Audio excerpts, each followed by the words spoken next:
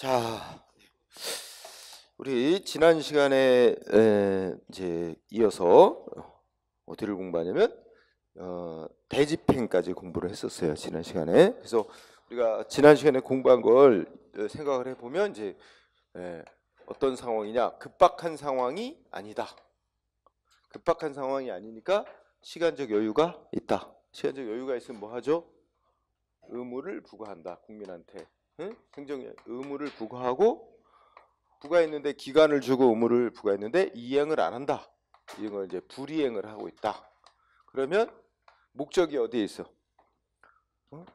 이행 안 한다고 뭔가 처벌하고 끝내자는 게 목적이 아니고 의무를 이행하게끔 만들어야 되겠다. 그러면 이행한 상태를 만들어놔야 되겠다. 그러니까 목적은 거기에 있는 거야. 단지 벌 주고 끝내자 이게 아니고. 그래서 이행 확보, 의무를 이행하는 걸 만들어내고자 쓰는 조치들을 뭐라고 부른다 그랬어요? 그를 강제 집행이라고 그렇게 부른다 그랬어요. 그죠? 그래서 강제 집행에 4가지가 있다 그랬죠. 응? 우리 외워두는 게 좋다 그랬는데 외우셨어요? 응? 그다음에 대리 직강 이러고 외우면 좋다 그랬어요. 그죠? 직강. 그래서 대집행, 그다음에 이행 강제금.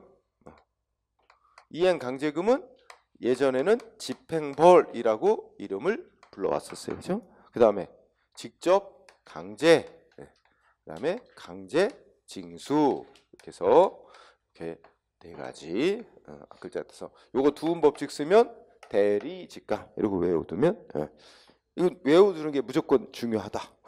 그 중에 지난 시간에 대집행했는데 기억나는 거 있어요? 대집행은 어떤 의무를 이행할 때 쓰는 거야? 누가 본인이 안 해도 대신 해도 똑같은 결과를 가져올 수 있는 그런 성질의 의무. 그걸 우리가 한자 말로 이제 뭐 길게는 대체적 자기 의무 이렇게 표현을 하는데 여기서 제일 중요한 건 요 단어예요. 대체적. 대신 가능한 거. 응? 자기 의무는 무슨 뜻이에요? 뭔가를 적극적으로 해야 되는 뭐. 근데 뭐 여기에 포인트가 있는 대신 가능. 그러니까 대집행은 대신 가능한 의무에 대해서만 쓸 수 있는 거죠. 다른 대신할 수 없는 성질의 의무에 대해서는 대집행이라는 조치는 쓸 수가 없다. 그럼 다른 수단을 사용해야 된다. 이런 논리가 되는 거죠. 자, 그러면 오늘은 이제 여기서부터 이행 강제금이라고 부르는 조치부터 보시죠. 자, 이행 강제금도 목적이 어디에 있는 거예요? 의무를 이행하게끔 만들려는 데 목적이 있어요. 그래서 여러분들 이제 우리 이제 책으로 보면은 여러분 예전 책 말고 제가 새 책으로 페이지를 말씀드릴게요. 500페이지에 있어요. 그래서 제목 이행 강제금이라고 보통은 요새는 그렇게 많이 쓰고요. 괄호 속에 예전에는 집행벌이라고도 이름을 불렀었어요.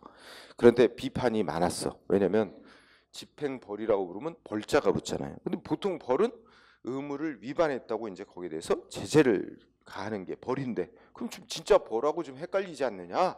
그래서 이제 실제 법에도 이행 강제금이라는 이름으로 도입을 했고 이렇게 부르는 것이 혼동을 막는다. 그래서 이행 강제금이라는 이름으로 더 많이 쓰이고 있습니다. 그러면 의의에서 동그라미 1번 의무자한테 의무를 부과해 놨는데 이행을 안 해? 기다려줬더니 그래서 어떻게 돼요? 너 의무 이행 안 할래? 행정기관 입장에서는 이행 안 할래? 너 이행 안 하면 뭐 하겠다? 너 이행 안 하는 거에 대해서 돈을 부과하겠다. 응? 너 돈 부과받기 싫으면 뭐 해라? 의무 이행해라. 응? 압박하는 거죠. 그래서 우리가 둘째 줄 보시면은 무슨 의의 동그라미 1번에 두 번째 줄 뭐라고 나왔어요? 금전 납부를 명하겠다. 그래서 중요한 단어 밑줄 치세요. 심리적 압박을 주는 거예요. 나 의무 이행 안 하면 돈 부과된대. 응? 심리적 압박을 줘서 둘째 줄 끝에 본인으로 하여금 의무를 이행하게끔 뭐 하는 수단이에요? 간접적으로 강제하는 수단. 여기서 간접적이라는 단어가 중요해요. 우리가 지난 시간에 잠깐 얘기했지만 우리가 직접적인 강제수단, 간접적인 강제수단 할 때 직접적인 건 무슨 의미를 띠고 있다 그랬죠? 상대방이 안 하면, 국민이 안 하면 행정기관이 직접 만들어내는 조치를 직접적 수단이라 그래요. 그래서 우리가 지난 시간에 보면 대집행은 어땠어요? 상대방이 뭐 철거 의무 이행 안 해? 그럼 행정기관이 어떻게 해요? 직접 철거한 의무 이행한 상태를 만들어 버리죠. 철거해 버리죠.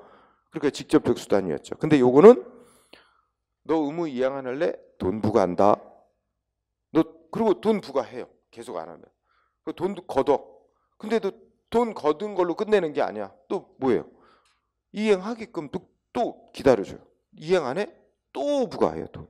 못 견디게 하는 거야. 그래서 결국은 상대방으로 하여금 의무를 이행할 수밖에 없게끔 압박하기 위해서 부과하는 돈입니다. 그래서 우리 제목 다시 돌아가시면 이행강제금, 의무를 이행하게끔 강제하기 위해서 부과하는 돈이에요. 그래서 이행강제금. 예. 그러면 우리 동그라미 1번에서 심리적 압박을 주는 거다. 응? 그래서 간접적인 수단이다. 응? 예. 그리고 또 중요한 게 있습니다. 우리 밑에 판례로도 공부하겠지만은 동그라미 1번의 셋째 줄 밑줄 쳐주세요. 이행강제금은 어떤 의무 위반에 대해서도 부과할 수 있다? 그거 아주 중요해요. 셋째 줄 이행강제금이라는 조치는 상대방 국민이 대체적 자기 의무를 위반한 것에 대해서도 부과할 수 있다. 응? 그러면 여러분들이 지난 시간에 배운 거 연결해 보세요. 대체적 자기 의무, 즉 대신할 수 있는 의무, 그럼 무슨 수단 쓰는 거 생각했는데 대집행, 그렇죠? 대집행 생각했는데 대집행을 쓸 수도 있고 이행강제금을 행정기관은 부과할 수도 있다. 이런 논리가 된다는 거죠. 그래서 동그라미 1번의 셋째 줄 이행강제금은 대체적 자기 의무에 대해서도 부과할 수 있다라는 게 우리 판례의 입장입니다. 일단 그거 밑줄 주시고요. 그죠? 자, 그러면 동그라미 2번은 자, 뭐하고를 비교해서 말한 거죠. 동그라미 2번은 이행강제금은 이런 성격을 갖고 있는 거고 두 번째 줄에 행정벌은 이런 목적을 갖고 있는 거다. 그러니 결론적으로 셋째 줄 이행강제금이라고 돈 부과하는 거하고 의무 위반했다고 뭐 벌금 부과하고 과태료 부과하고 이런 게 이제 또 행정벌이라고 하는데 다른 점이 있다는 거예요. 뭐가 기본적으로 달라요? 이행강제금은 지금 앞으로 의무를 이행하게끔 만들려는 게 목적인 거고 행정벌은 과거 위반에 대해서 처벌하고 끝내는 거야. 벌 제재하고. 그죠? 그 목적이 기본적으로 달라요. 등등. 그래서 결론적으로 셋째 줄이 핵심이에요. 응? 이 동그라미 2번의 핵심은 이행강제금하고 행정벌은 좀 다르다. 목적, 성질이 달라요. 목적, 성질이 다른 거는 같이 부과해도 돼요, 안 돼요? 같이 부과해도 돼요. 이 같이 부과하는 걸 병과라는 말로 씁니다. 병과해도 우리가 이중처벌로 보지 않습니다. 응? 그래서 동그라미 2번의 핵심은 셋째 줄. 그러니까 똑같이 의무를 위반 내지 불이행하고 있는 상태가 있어. 근데 법에 보면 뭐 벌금도 재판에서 벌금도 부과하게 돼 있고 또 이행강제금도 부과하게 돼 있으면 둘 다 부과해도 괜찮다. 그 다음에 동그라미 3번은 자, 요거 동그라미 2번하고 연결돼. 원래 이거 말고 뭘 위반했다고 벌 주는 거 있죠? 위반했다고 진짜 벌 주는 거는 그 대가 한 번만 벌 주면 끝나는 거예요. 응? 왜냐면 과거 위반에 대해서 제재는 한 번만 하는 거거든요. 응? 그런데 이행강제금은 목적이 어디에 있는 거예요? 의무를 이행하게끔 만들려는 데 목적이 있으니까 이행을 안 한 상태가 계속되면 계속 부과할 수 있어요. 응? 그래서 동그라미 3번의 핵심은 반복해서 부과할 수 있다는 거죠. 응? 반복적으로 부과해도 돼요. 응? 자, 그래서 반복 부과할 수 있다. 이 말은 다른 말로 우리가 한 가지 위반에 대해서 뭐 여러 개 벌을 이중으로 주거나 그러면 안 된다. 이런 원칙을 일사부재리 원칙이라고 부르는데 이거 적용을 받는 게 아니다 하는 얘기죠. 응? 일사부재리 원칙은 진짜 벌을 줄 때는 한 번만 해야 된다는 얘기죠. 그죠? 여기 우리 그 집에서요. 그죠? 뭐 남편분 뭐 하나 잘못하면 계속 말씀하시면 안 돼요. 뭐 한 번 잘못한 거에 대해서 뭐라고 막 나무라고 막 했잖아요. 한 번으로 끝내셔야지. 그걸 뭐 할 때마다 또 끄집어내서 또 언급하면 그 이중처벌이에요. 그러시면 안 된단 말이에요. 네. 자, 그러면 우리 판례 1번은 위에 동그라미 2번하고 연관이 있어요. 응? 동그라미 2번 다시 핵심이 뭐였어요? 아, 동그라미 1번의 셋째 줄하고 관련이 있다. 참. 응? 자, 동그라미 1번을 읽어보면, 자, 전통적으로 대집행은 대신할 수 있는 의무를 이행 안 할 때 써왔고, 이행 강제금은 주로 대신할 수 없는 의무 불이행할 때 주로 써왔지만 반드시 꼭 그래야만 되는 건 아니다. 이런 취지로서 핵심은 이제 셋째 줄 아까 얘기했죠. 이행 강제금은 대체적 자기 의무 위반에 대해서도 부과될 수 있다. 그죠? 그 이행 강제금 누가 대신할 수 있는 의무 위반에 대해서도 부과. 그러면서 이제 넷째 줄은 현재 건축법에 보면 누군가 불법 건물을 졌어. 그래갖고 철거 의무가 부과됐어요. 그런데 철거 의무를 이행을 안 하고 있어. 근데 건축법은 행정기관이 어떻게 할 수 있도록 규정을 했냐면 일단 대신할 수 있는 의무니까 대집행을 들어갈 수도 있고 또 이행 강제금 부과를 할 수도 있고 법이 어떻게 해놨어요? 행정기관에 선택해서 쓸 수 있도록 해놨단 말이에요. 실제 법이. 그러면 철거 의무는 대체성 있는 의무인데 응? 거기에 대해서 대집행뿐만 아니라 이행 강제금도 부과할 수 있도록 해놨다. 그죠? 그래서 거기 또 이제 그 핵심이 넷째 줄, 다섯째 줄 끝에부터 읽어보실까요? 행정청은 어떻게 돼요? 개별 사건에 있어요. 그러니까 예를 들어 건축법상 뭐 불법 건축물인데 철거 의무를 이행 안 하는 그런 사람에 대해서 위반 내용, 위반자의 시정 의지 등을 감안하여 대집행하고 이행 강제금 중에서 선택해서 행정청이 활용, 즉 부과할 수 있으며 행정기관이 합리적인 재량에 의해서 선택해서 활용하는 이상 중첩적인 제재에 해당한다고 볼 수 없다. 이게 핵심, 이게 또 중요한 문제입니다. 그죠? 자, 그러니까 현행 건축법에 보면 선택해서 활용할 수 있게 해놨고 합리적으로 선택해서 활용하는 이상 상대방한테 이중적으로, 중첩적으로 제재를 가하는 거라고 볼 수는 없다. 네. 그럼 우리가 현실에서는 보통 어떻게 할까요? 상식적으로 생각을 해봅시다. 누군가가 건축법에 위반된 불법 건물을 져서 행정청이 철거 명령을 내렸어. 이행을 안 해. 근데 보통은 행정청이 바로 강제 철거 들어가지는 않을 것 같아요. 처음에 뭐부터 할까? 너 언제까지 철거 안 하면 이행 강제금 내라 하고 돈 부과. 몇 번을 해보는데 얘가 응하지 않는다. 그러면 이제 이행 강제금 부과했던 건 징수합니다. 강제로 징수는 하고 그거와 별개로 목적은 철거된 상태를 만들어내야 되잖아. 그러면 이제 마지막으로 대집행 들어가는 거지. 에? 뭐 이렇게 했더니 이제 상대방 국민은 뭐라고 주장하는 거야. 아니 뭐 이거 철거 의무 이행한다. 이행 강제금 부과해 됐으면 된 거지. 왜 또 강제 철거 또 하냐? 뭐 이래가지고 이게 이중처벌이다 이런 식으로 문제 제기를 했던 모양이에요. 에? 그러나 판례결은 그런 거 아니다. 이런 판결이고요. 예. 그 다음에 2번 판례는 아까 이행 강제금하고 우리가 행정법상의 의무 위반했다고 주는 벌, 행정벌하고 성격이 다르다. 성격이 다른 건 어떻게 돼요? 두 가지를 동일한 위반 행위에 대해서 같이 부과해도 된다는 걸 나타내는 거죠. 예. 그래서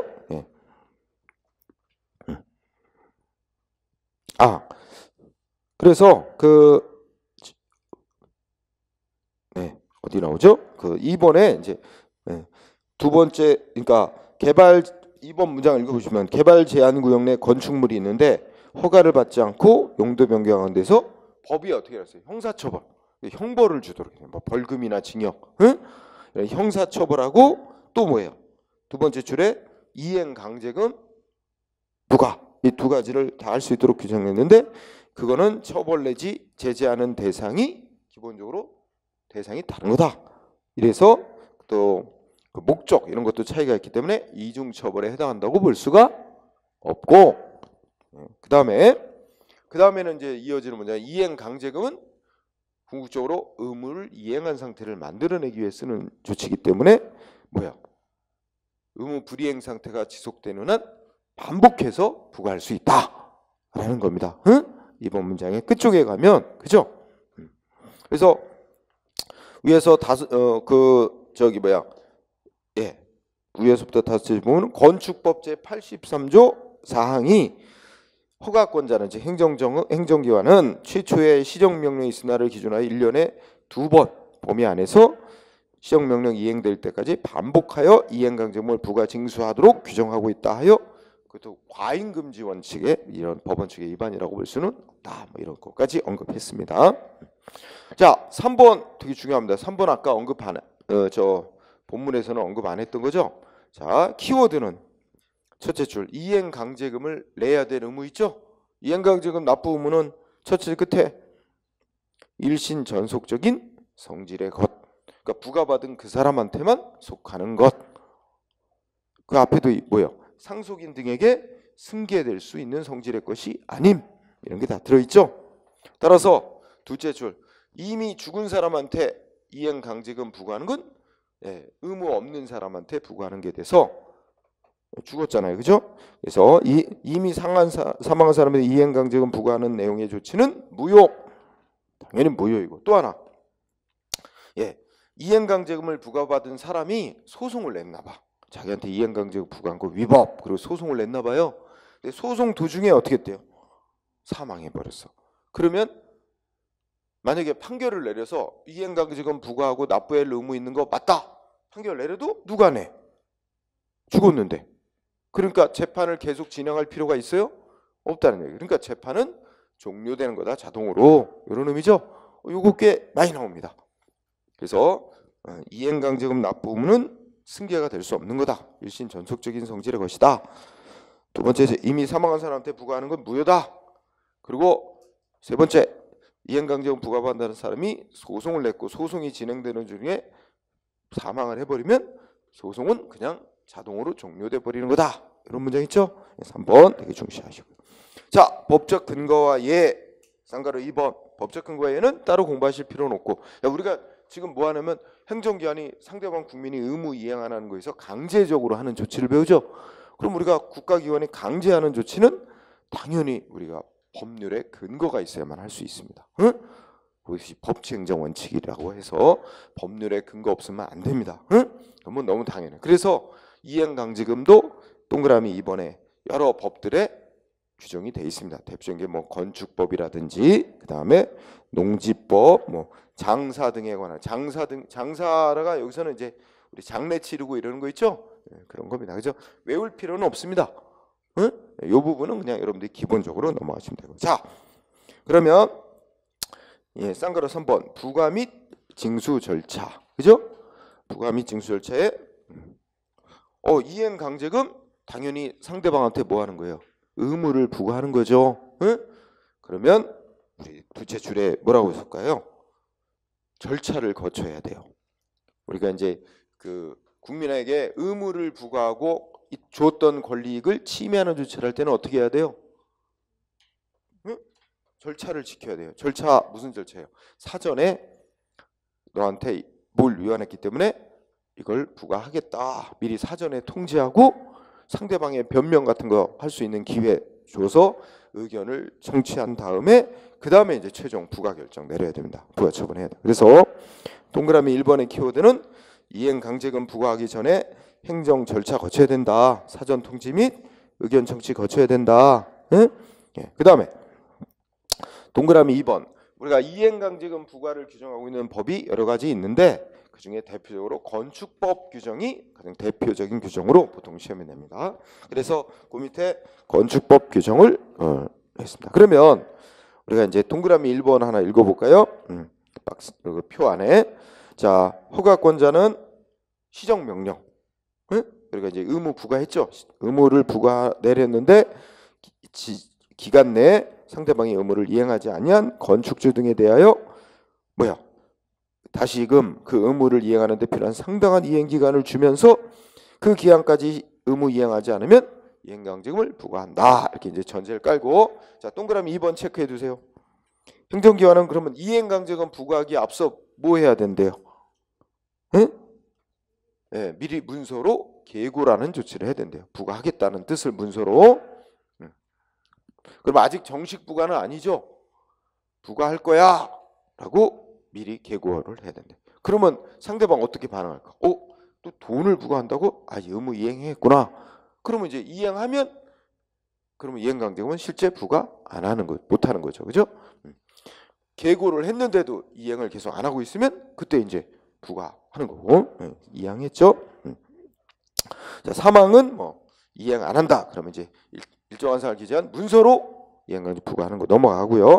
자, 사항 체크. 아까도 판례에 나왔지만, 예, 1년에 건축법상의 의무 불이행에 대해서는 1년에 몇 차례 반복해서 부과할 수 있게 돼 있어요. 1년에 2번. 응?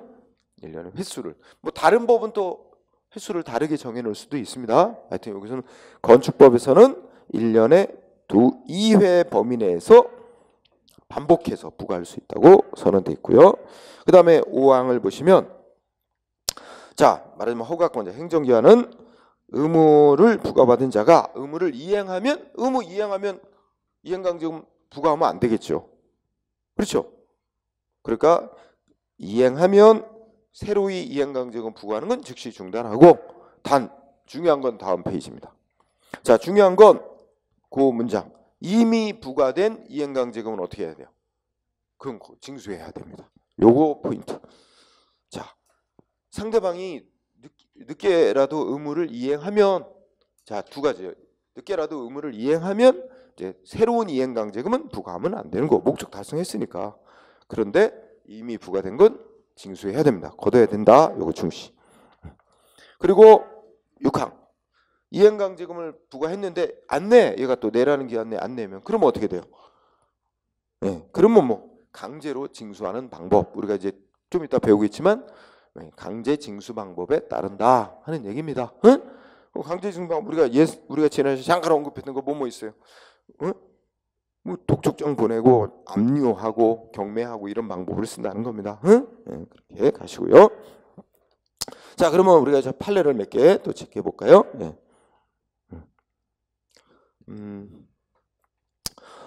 자,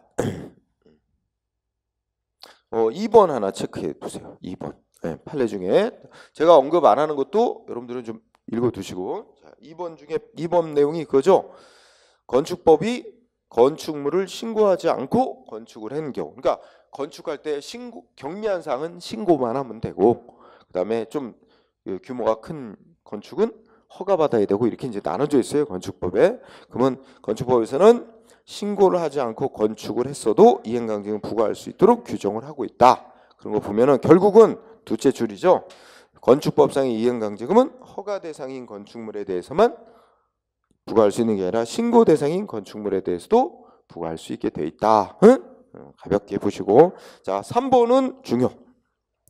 3번은 매우 중요해서, 자, 공무원이 원래 건축 하는 사람이 건축을 하고 있는 도중에 공무원이 뭐예요? 이거 위법한 건물이다 라는 걸 알아차렸어야 되는데 알아차리지 못했대요. 그래서 공무원이 위법 건축물을 알지 못해서 공사 도중에 시정명령을 안 내렸대. 응? 그래서 건물이 다 지어져 버렸대요. 근데 건물이 다 지어지고 난 뒤에도 다시 공무원은 시정명령을 내릴 수가 있는 거고, 그걸 따르지 않으면 뭐 할 수 있다? 이행강제 부과할 수 있다. 자, 판례 3번 중요하게 얘기하고요. 그 다음에 4번 아주 중요합니다. 판례 4번이 또 아주 중요한데요.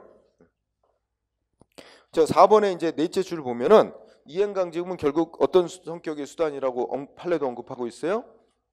심리적 압박을 줘서 본인 스스로 이행하게 하려는 간접적인 수단이다. 우리 아까 확인했었죠. 근데 그거보다 이제 중요한 거는, 근데 그 밑에 보면 따라서, 자, 거기서부터 밑줄 쳐주세요. 응? 장기 미등기자가 어떻게 돼요? 이행강제금을 부과하기 전에 등기 신청 의무를 이행을 했대요. 응? 그러면 여기 장기 미등기자라고 돼 있는데 이런 거 있죠. A로부터 B가 땅을 샀다, 건물을 샀다. 그러면 이제 자기 거라고 우리 법원 소속의 등기소에 가서 자기 땅이나 건물이라고 등기를 신청을 해야 된단 말이에요. 그게 이제 법으로 기간을 정해줬단 말이야. 근데 아마 뭐 여러 가지 이유가 있을 수 있겠죠. 왜냐면 자기 땅이나 건물에 등기를 하면 이제 뭐 세금을 납부해야 하고 이러니까 이게 이제 등기를 안 내놓고 그러면 서류상으로는 어떻게 돼 있어요? 전 주인 명의로 등기가 돼 있는 상태잖아요. 이제 현실에서 그 미등기 전매하고 이렇게 등기 안 한 채 또 딴 사람한테 팔아넘겨서 아주 자기는 중간에서 이득을 취하고 이제 세금도 안 내고 이런 방법으로 많이 한단 말이에요. 그래서 그런 걸 막기 위해서 분명히 거래는 있어서 자기 앞으로 건물이나 땅을 등기를 기간 내에 해야 되는데 안 하고 있는 거예요. 장기 미등기를 하고 있는 자. 그런데 그 자를 족발 그래가지고 행정기관이 이행강제금을 부과하려고 했는데 이행강제금 부과하기에 앞서 상대방이 등기를 신청 의무를 신청을 했다는 거예요. 그러면 어떻게 돼요? 이행강제금 부과하면 돼요? 안 돼요? 안 되죠. 의무를 이행했으니까. 안 그래요? 네. 그래서 결론 그 밑에 밑에 줄 부동산 실명법에 규정된 등기 신청 의무 이행할 기간이 지나서 의무를 이행했다. 자, 어쨌든 중요한 건 뭐겠습니까? 법이 정한 의무 이행 기간 지났지만 늦게라도 어떻게 했어요? 여기서 중요한 건 의무를 이행했다는 사실이에요. 응? 의무를 이행한다면 이제 행정기관은 의무 이행 확보한다는 목적은 달성됐잖아요. 그러니까 이제 이행 강제금은 부과할 수 없게 되는 거죠. 응? 늦게라도 의무를 이행한 이상 이행 강제금을 부과할 수 없다. 예? 예. 그러면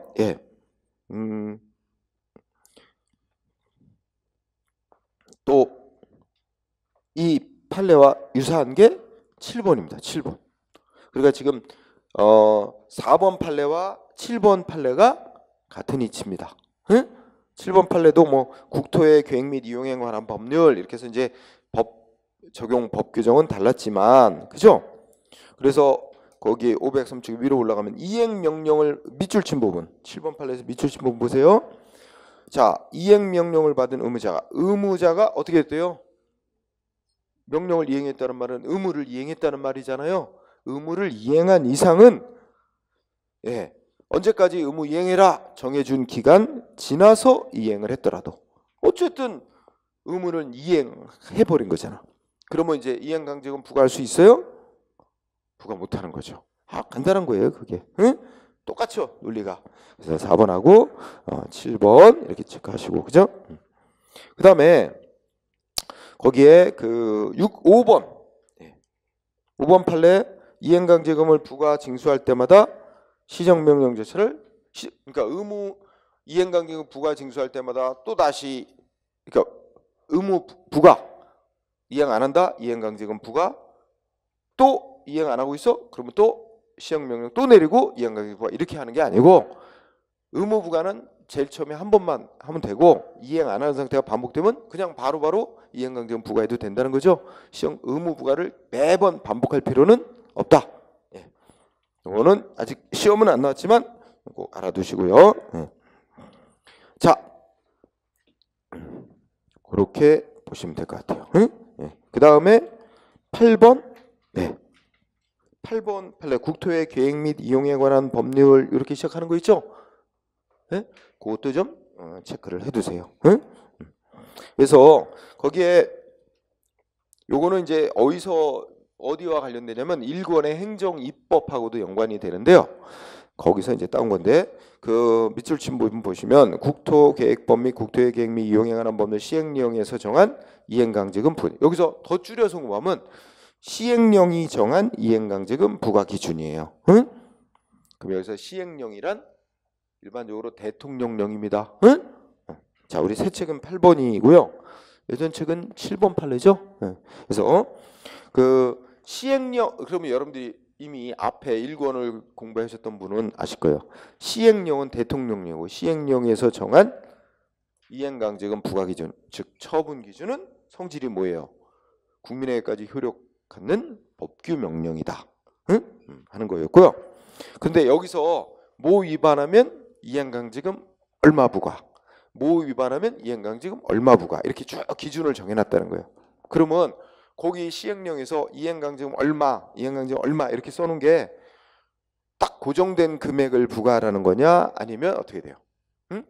그게 상한을 정한 거니까 그 한도 안에서 행정기관이 그 액수 범위 안에서 적정한 액수를 부과 결정 내릴 수 있도록 하는 금액을 정할 수 있는 재량을 준 거냐? 요게 이제 관건인 거예요. 응? 근데 판결은 국토계획 및 이용에 관한 법률 시행령에서 정하고 있는 이행강제금 부과 기준은 단지 얼마 범위 내에서 행정기관이 적정한 액수 부과해라 하는 상한을 정해놓은 게 아니라는 거예요.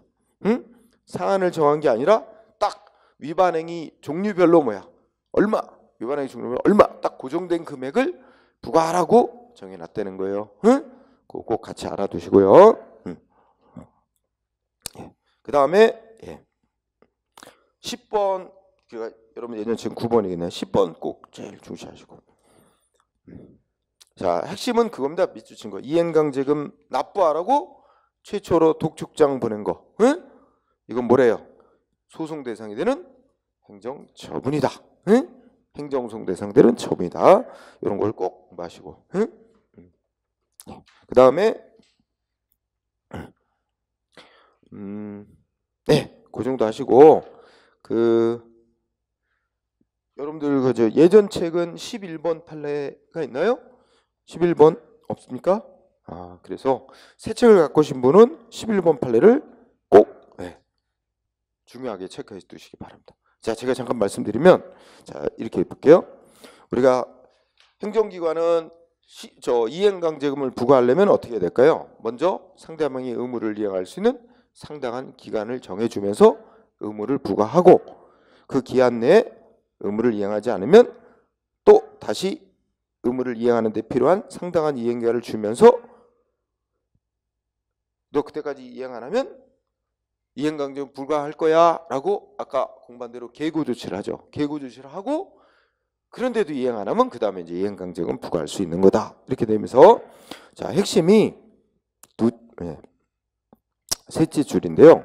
상대방이 시정명령, 즉 의무를 이행하는 데 필요한 상당 이행기간을 정해서 그 기한까지 시정명령을 이행할 수 있는 기회를 준 후가 아니라면 어떻게 돼요? 이행강제금을 부과. 그러니까 상대방이 의무를 이행할 수 있는 시간을 주고 불이행하면 이행강제금을 부과해야지. 상대방이 의무를 이행할 수 있는 상당한 이행기간도 안 주고 의무 불이행하고 있다. 그래서 이행강제금 부과할 수는 없다는 뜻입니다. 응? 그렇게 정리하시면 되겠어요. 자, 그렇게 하시고 그러면 이번에는 504쪽 가서 그러면 국민의 입장으로 한번 보세요. 응? 지금까지는 행정기관이 상대방 국민의 의무 이행 안 한다고 이행강제금 부과하는 거에 대해서 이제 공부를 했다면 국민의 입장에서는 행정기관이 이행강제금 부과 조치를 했어. 억울해. 그럼 어떤 방법을 써서 다투면 되느냐 하는 문제죠. 그게 이제 불복 및 구제일죠. 근데 이제 이행강제금 부과에 대해서는 이게 두 가지 방법, 경로가 국민이 싸우는 경로가 두 가지 경로가 있어요. 그러니까 법이 다르게 해놔서. 그래서 자, 두 가지. 첫 번째 뭐 있어요? 특별한 불복 절차가 규정되어 있는 경우. 그렇게 돼 있죠? 그러니까 요거는 이제 여러분들이 그 굵은 글씨 말고 그 밑에 보면 농지법상의 이행강제금 이렇게 제목을 그 밑줄 쳐주세요. 그러니까 이 농지법이란 데서는 예를 들면 농사도 안 지면서 스스로 농사를 짓지 않는 사람은 농지를 소유 못하게 돼 있어요. 원칙이. 응? 그런데 우리 옛날 인사청문회 할 때 보면은 장관으로 이제 지명이 된 사람, 장관 후보로 된 사람이 국회에서 인사청문회 할 때 보면 뭐 있어요? 저기 뭐 농지를 소유하고 있잖아, 지방에. 그런 게 문제되잖아. 거기 농사도 안 지면. 그래서 몇 년 전인가 웃겼잖아요. 농지라고 샀다는데 자기 이제 퇴임하면 내려가서 이게 전원 생활하면서 농사도 짓고 하려고 미리 사뒀다. 근데 하나도 이 농작물이 없거든. 근데 어느 순간 인사청문회 한다 그러니까 막 갑자기 고추가 그죠? 네, 그냥 딴 데 밭에 있는 고추 갖다가 땅 파고 막 그냥 갖다 꼽아놨어. 그리고 농사 짓고 있다고 거짓말하고. 그죠? 웃기죠? 하여튼 만약에 농사도 안 지면서 농지를 소유한 게 적발이 되면 관할 시군구청장이 그 사람한테 농지를 빨리 처분해라 시정명령을 내리거든요. 근데 그걸 응하지 않으면 이제 이행 강제금을 부과할 수 있어요. 근데 그러면 그 농지법상의 이행 강제금 그 밑에 법조문도 소개했는데 이행 강제금 부과에 승복을 못 한다. 그러면 부과한 행정기관에 뭐예요? 응? 30일 안에 이의 제기를 할 수 있게 돼 있어요. 응? 그걸 꼭 외우지 않으셔도 돼요. 이의 제기를 딱 하면 어떻게 될까요? 행정기관이 이행 강제금 부과한 조치는 그때부터 이의 제기 들어간 때부터 없어져요. 없어지고 그러면 행정기관 시군구청장 이행강제 부과한 행정청은 그래? 그러면 그 법원에 가서 해결하자 하고 행정기관이 그 위반자의 주소지 관할하는 지방법원으로 이 사건 서류 첨부해서 넘겨요. 그러면 그 지방법원에서 또 법이 있어요. 저 비송사건 절차법이라고는 법에 의해서 법원이 이제 이행강제금 부과할지 말지를 법원이 양쪽 얘기 들어보고 이제 결정하게 돼 있습니다. 따라서 이 경우는 행정기관이 농지법상의 이행강제금 부과에 대해서는 이렇게 돼 있기 때문에 불복, 승복 못하는 사람은 자기가 할 일은 뭐만 하면 돼요. 30일 안에 부과받고 30일 안에 시군구청장한테 이의 제기만 딱 하면 돼요. 그러면 행정기관이 이행강제 부과한 처분은 없어지는 거거든. 없어지고 자동으로 행정기관이 어디로 넘겨? 법원으로 넘겨요. 그러면 거기 가서 가만히 있다가 이제 법원에서 넘겼다고 연락 오면 가서 법원에 가서 뭐 자기 주장하면 되죠. 그리고 개인이 나서서 행정소송으로 다툴 필요가 없는 거죠. 이렇게 법이 행정소송으로 해결하도록 따로 정해놓지 않고 별도의 이제 불복 절차를 따로 정해놓은 경우는 그 절차를 밟아야 됩니다. 그러므로 결론적으로 어떻게 돼요? 특별한 불복 절차가 규정되어 있는 경우, 예를 들면 농지법상의 이행강제법, 이거는 거기다 연결하면 이거는 그 절차에 따라야지 개인이 행정소송으로 다투면 안 됩니다.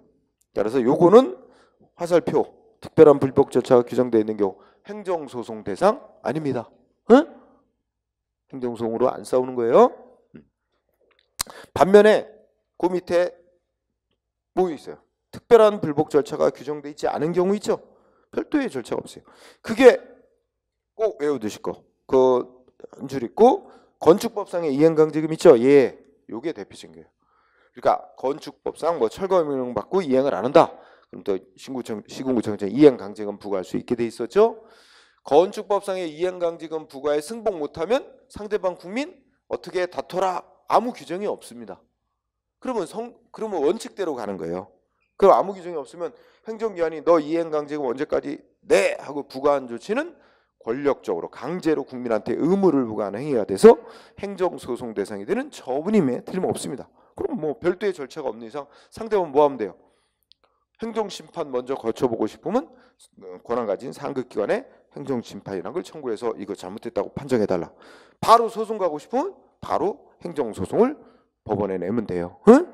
그래서 건축법 거꾸로 얘기하면 이행강제금, 건축법상의 이행강제금에 대해서는 어떻게 다툰다? 보통의 행정심판, 행정소송, 즉 행정소송으로 다투면 된다. 응? 네, 이렇게 두 가지 경로가 있다는 거죠. 그죠? 그리고 이제 맨 밑에 판례는 그냥 뭐 외우지 말고 법에서 이행강제금 부과에 대해서 별도의 불복 절차 규정에 있으면 그 절차에 의하지 행정소송으로 다투면 안 된다는 판결입니다. 네? 그럼 이미 공부한 거죠. 네. 그렇게 정리하시고 그 다음에는 직접강제. 직접강제는 이 네 가지 조치 중에서 제일 시험에 적게 나오는 건데요.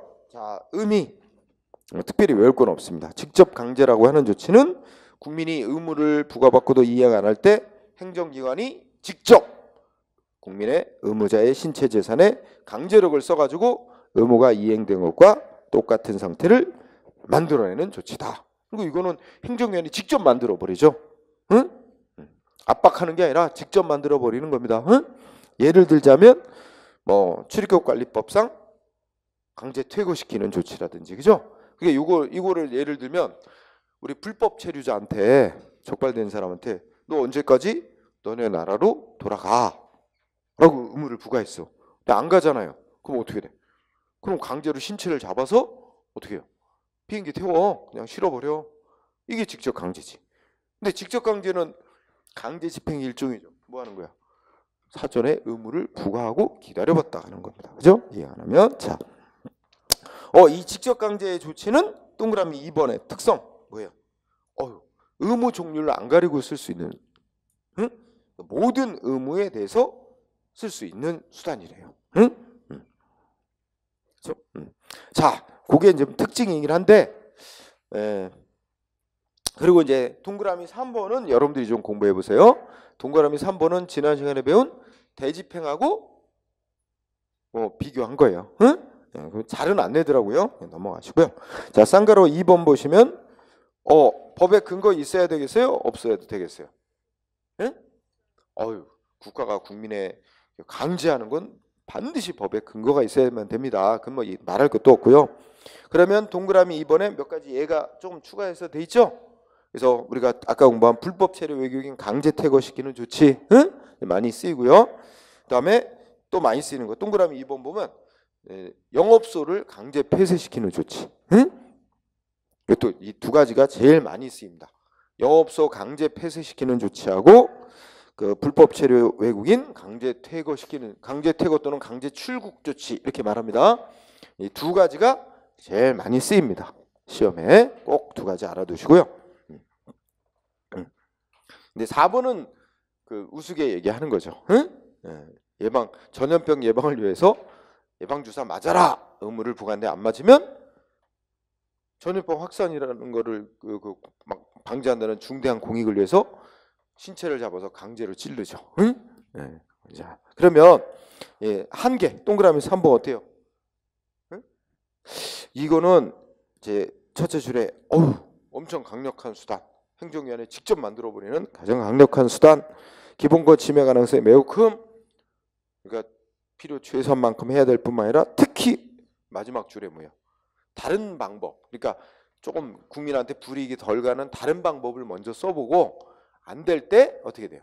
최후의 방법으로 써야 된다. 그래서 마지막 셋째 줄에 최후의 보충적 수단으로만 활용해야 된다. 그래서 이게 그렇게 예가 많지 않은 거예요. 최후의 수단으로 써야 되기 때문에 법에서도 들어놓은 예가, 규정된 예가 그렇게 많지는 않습니다. 그러면 당하는 국민 입장에서는 행정기관이 이렇게 직접 뭔가 실력 행사해서 만들어버리는 이런 강제 조치가 위법이라고 생각이 든다. 그러면 불법 및 구제에서 1번 직접 강제하는 조치의 성격은, 자, 그거 밑줄 쳐주세요. 직접 강제 조치의 성격은 이른바 권력적 사실행위라고 표현합니다. 권력적 사실행위. 근데 권력적 사실행위는 공권력 행사죠. 권력적이죠. 그러면 소송 대상이 됩니다. 그래서 행정소송 대상이 되는 처분에 해당. 일단 이게 중요. 그렇지만 예를 들어서 이런 거 어떻게 해요? 어때요? 금방 끝나버리는 일. 예방주사 막 강제로 놀라 그래. 이거 위법이야 하고 소송 가려고 하는데 벌써 찔렀어. 응? 그럼 어떻게 돼? 이미 찔러버렸는데 이거 위법이니까 이거 취소해줘. 이런 거 의미가 없죠. 응? 따라서 이제 동그라미 2번 읽어보시면 결국은 짧은 시간에 끝나버리는 경우가 많다. 그러면 결국 이미 끝나버린 일에 대해서는 뭐야? 응? 소송을 통해 다투기 어렵죠. 응? 그래서 그때는 뭐 위법한 조치로 받은 피해 손해배상해달라. 응? 이 방법이 현실적인 구제 방법으로 남게 된다. 이런 정도. 이거는 뭐 우리가 앞서도 대집행 공부할 때도 이런 논리 그대로 적용되죠. 그래서 그렇게 정리하시고, 자, 그다음에 대집행, 우리 강제집행의 마지막 수단 강제 징수까지 하고 쉬시도록 하겠습니다. 자, 강제 징수는요, 의의에 읽으면서 키워드 뭐예요? 어떤 의무를 이행 안 할 때만 쓰는 수단이래요. 예, 금전 급부 의무, 응? 금전 급부 의무 또는 금전 납부 의무, 뭐 이렇게 말하면 돼. 그러니까 우리가 개인이 국가나 뭐 지방자치단체 돈 내야 될 의무를 이행 안 할 때 쓰는 수단이란 말이에요. 응? 금전, 돈 납부할 의무 이행 안 할 때. 응? 가장 전형적인 게 세금 아닙니까? 세금 내라 하고 의무 부과했는데 납부 안 할 때 이제 이런 강제 징수 방법을 쓴 거죠. 응? 당연히 강제하는 거니까 법에 근거가 있어야 되고요. 여기에 이제 일반법적 역할을 하는 법이 있습니다. 응? 그러니까 우리가 국가가 그 돈 내라고 하는 게 꼭 세금만은 아니죠. 세금 말고도 무슨 뭐 국가에 내야 될 것 뭐 있어요? 뭐 과태료 이런 것도 있을 수 있고 다 이제 그 꼭 세금이 아니라도 국가가 돈 내라고 하는 거 납부 안 하면 다 세금 강제 징수하는 방법을 따라서 징수하도록 해놨기 때문에 그 역할하는 법이 국세징수법입니다. 응? 거기 쳐주시고요. 절차 내려가시면 이 국세징수법에서 정한 강제징수 절차는 자 첫째로 크게 두 단계 절차가 어떻게 되세요? 크게 두 단계 독촉하고 체납처분. 근데 체납처분이라는 절차는 세부적으로 세 단계의 절차를 묶어서 체납처분이라고 부른대요. 응? 그럼 체납처분은 재산 압류하는 거, 그 다음에 압류한 재산을 파는 거, 매각, 그 다음에 판 재산을 뭐 거둘 거 걷고 남는 거 돌려주고 하는 이래 청산이라는 세 단계의 절차를 체납처분이라고 합니다. 그러면 세부적인 절차까지 묶어서 길게 들이면 네 단계 절차. 강제징수 절차는 독촉, 재산 압류, 매각, 청산. 그죠? 총 세부적으로는 네 단계의 절차가 되겠죠. 그러면 이 네 단계 절차를 우리 대집행 공부하시듯이 쭉 분석한 거예요. 그 밑에 자 독촉은 표현은 독촉이라고 표현하는데 우리가 앞서 배운 대집행에서 뭐하고 비슷한 의미일까요? 계고하고 비슷한 거죠. 너 다시 한번 의무이행 기간 또 준다. 그때까지 너 의무이행 안 하면 진짜로 뭐 하겠다? 강제로 재산 압류 들어갈 거야. 막 이런 식으로 하면서 한 번 더 의무이행을 촉구하는 거죠. 예, 그래서 독촉 동그라미 1번 뜻 뭐 이행 뭐 쉬운 거예요. 그죠? 예. 근데 독촉도 반드시 문서로 하게 돼 있습니다. 따라서 말로다가 독촉하는 건 무효겠죠? 예, 문서로 규정이 그렇게 돼 있습니다. 자, 그다음에 동그라미 2번은 숫자 좀 외워두세요. 우리 세무서장을 비롯해서 이거 준용하면 뭐 지방자치단체장도 마찬가지인데 지방세도 세금 독촉할 때 며칠 내에 해야 돼요? 네? 첫째 끝에 납부기한이 지난 후 10일 내에 요런 걸 외워두셔야 돼요. 납부기한 지난 후 10일 안에 독촉장을 보내야 된다. 자 동그라미 3번 행정위원이 독촉하는 행위의 성격은 뭐다? 이 성질을 파악하는 건 법에 근거가 있어야만 할 수 있는 건지 그리고 이거 위법하면 소송 대상으로 할 수 있는 건 이런 거 파악하기 위해 성질을 얘기하는 거예요. 그러면 3번의 독촉행위는 뭐예요? 네? 이른바 이제 지난번에 대집행에서 계고하고 마찬가지예요. 그래서 우리 처음 공부하시는 분들은 일단은 따라와 주세요. 준법률행위적 행정행위인 통지행위. 응? 네. 그러면 행정행위예요. 행정행위라는 성격을 가져요. 행정행위는 공권력 행사에 의한 법집행. 그러면 행정소송 대상되는 처분이에요. 이게 중요. 응? 그런데 보통 보면 독촉도 한두 번 하는 게 아니다. 여러 번 한다. 독촉장을 여러 번 보낸다. 여러 번 받고 나서 상대방이 독촉행위 위법이하고 소송하려고 그런다. 뭐 어떤 독촉만 소송 대상으로 할 수 있는 거래요? 제일 처음 번째 한 독촉. 1차 독촉만. 응? 그러면 우리 뭐 논리 기억나세요? 대집행에서도 계고장을 보내는데 반복해서 계고장 보냈다.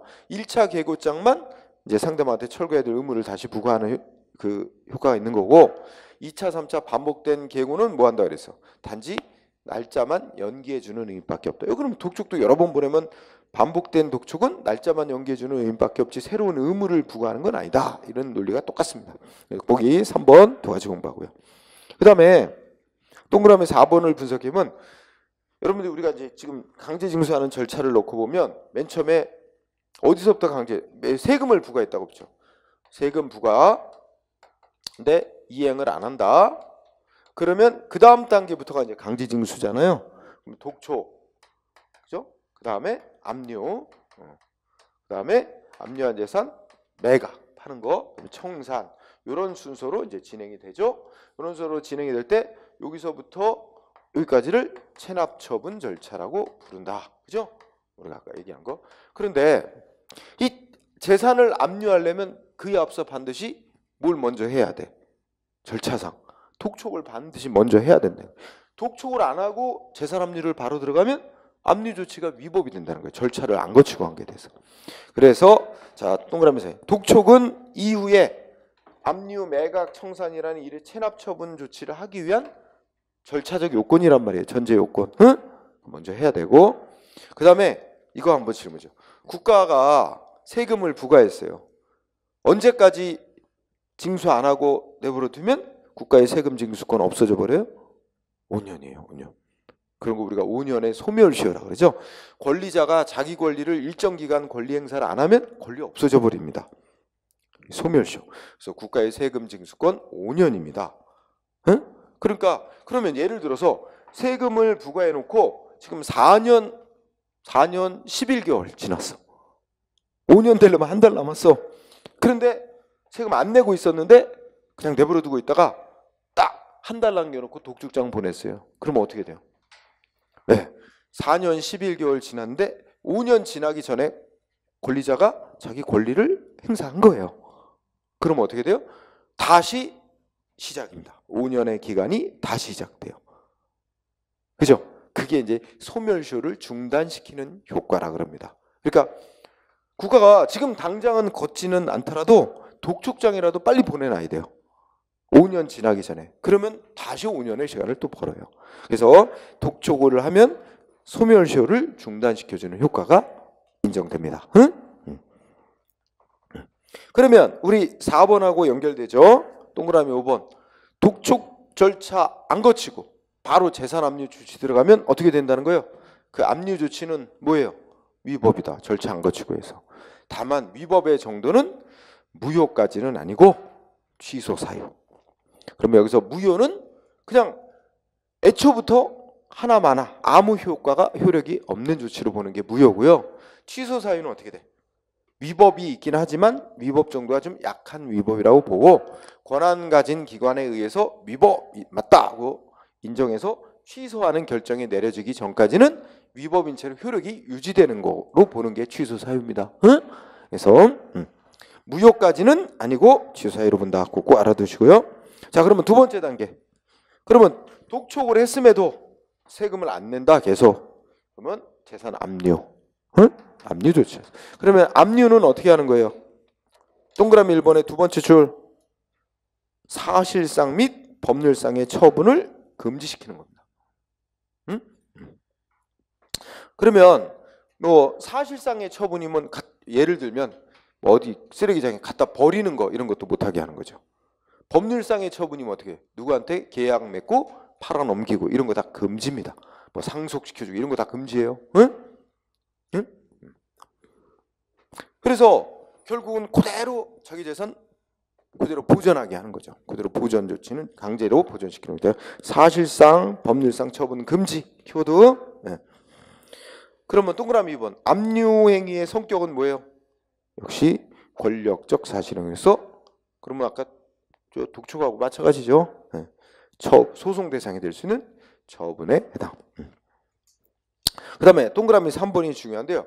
압류할 수 있는 재산이 있고 압류 못하게 돼 있는 재산이 있어요. 이거 법으로 딱 정해져 있어요. 왜 그러냐면 아니 그 사람이 갖고 있는 숟가락 뭐 밥그릇까지 싸그리 다 압류해 보면 어떻게 돼? 그럼 어떻게 살아? 기본적인 생활은 할 수 있게끔 남겨놔야 되는 게 있어요. 그래서 일단 읽어보시면 자 동그라미 3번 압류 대상이 되는 재산은 자 그거 밑줄에서 누구의 재산이래야 돼요? 의무자 소유의 재산. 의무자 옆에 밑에다가 다른 말로 또 체납자라고 쓸 수 있어요. 원래 법 규정이 체납자로 돼 있어요. 체납자. 이 체납자가 세금 내야 될 의무 이행 안 하는 자를 가리키는 거예요. 응? 그러면 의무자 소유 재산만 압류할 수 있게 돼 있는 거죠. 응? 체납자 소유 재산만. 법이 그래요. 그래서 고의적으로 세금을 안 내고 기피하는 자는 어떻게 한다 그랬어요?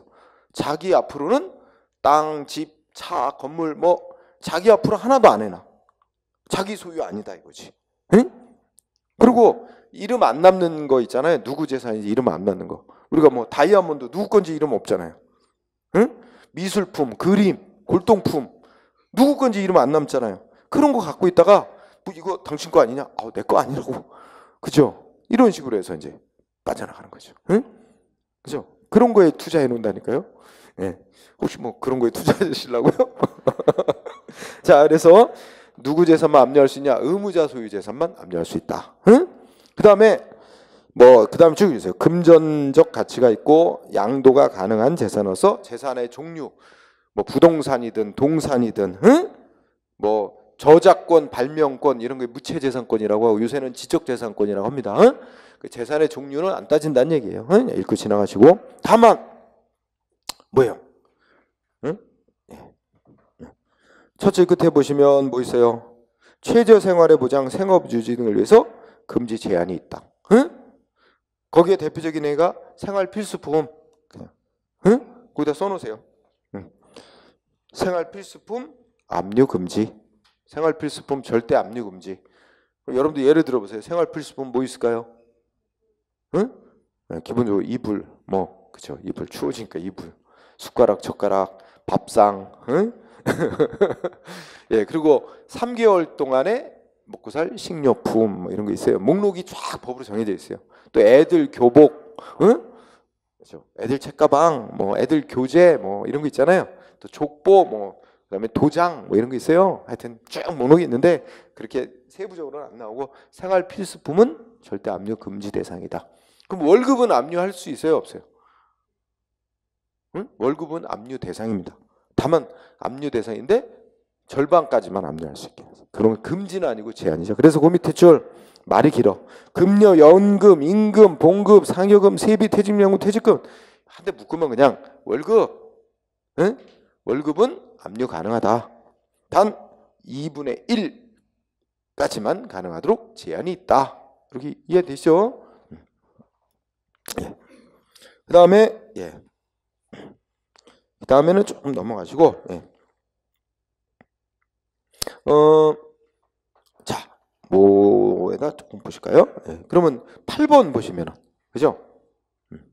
8번에 외울 건 아니고 제가 설명드립니다. 압류의 효력은 압류 재산으로부터 생기는 천연과실 내지 법정과실에도 미친다. 이거 법 규정입니다. 그러면 여기 천연과실은 예를 들면 우리 동물의 새끼. 응? 그러니까 원래 무슨 압류를 했는데 뭐 여러분 집에서 키우는 비싼 강아지 있죠? 응? 뭐 비싼 강아지. 응? 네. 그럼 비싼 강아지인데 뭐 수백만 원짜리야. 압류 대상이 되겠죠. 아니 저 애완견도 다 동물 저 재산으로 물건으로 거래되는 거예요. 응? 그 애완견 원래 압류를 했어. 한 마리. 근데 압류한 뒤에 새끼를 낳았어. 그 새끼도 압류한 거로 보는 거예요. 같이. 응? 그 천연과실이 그 민법의 규정에 따른 그 물건의 용법대로 사용할 경우에 나오는 그 뭐 과실. 그럼 예를 들면 과수원을 압류했는데 나무에 과실 열매여 친 거죠. 이런 거 다 천연과실이라고. 그것도 압류한 거로 치는 거예요. 응? 그다음에 오른쪽에 법정과실은 대표적인 게 이자. 예금 통장 압류했는데 이자 붙죠? 그런 게 법정과실이라고 합니다. 그러니까 그것도 다 원래는 압류할 때는 그거 이자나 뭐 새끼까지 압류한 건 아닌데 나중에 이자가 생기고 새끼가 생겼다 하더라도 그것도 다 압류한 거로 본다는 규정입니다. 응? 그 다음에 9번은요. A라는 사람 재산 압류했거든요. 압류를 해놨어. 근데 그 재산이 어떻게 했어요? 상속이 됐대.